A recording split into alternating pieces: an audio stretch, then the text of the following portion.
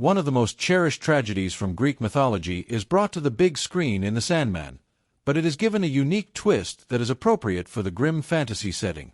The Netflix version of the well-known DC comic series centers on Dream, Tom Sturridge, a member of the enigmatic Endless, who personifies fundamental ideas in the cosmos.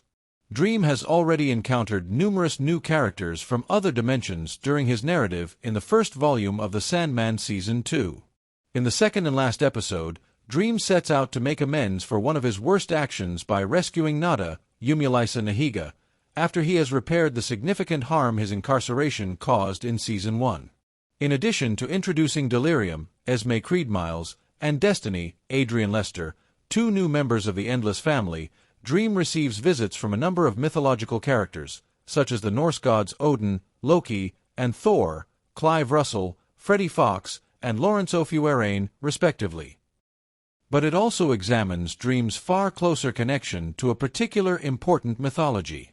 Orpheus, Ruairi O'Connor, a Thracian poet and bard who sailed on the Argo and fell in love with Eurydice, is a member of the cast of the Sandman Season 2.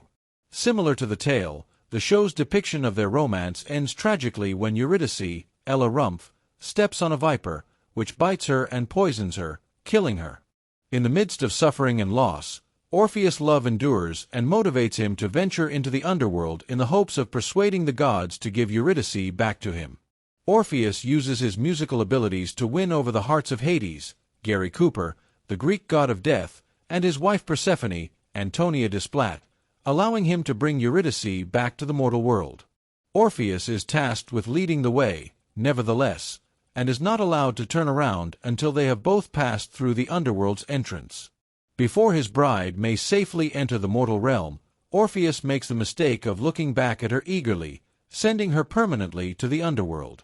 But Orpheus's life takes a much darker turn when he makes the fatal mistake of looking back. Following his attempt to save Eurydice, Orpheus is beheaded. Yet, because he still has his aunt's blessing of immortality, he continues to live in this manner for generations. Dream enlists Johanna Constantine, Jenna Coleman, to save his son from prison during the French Revolution.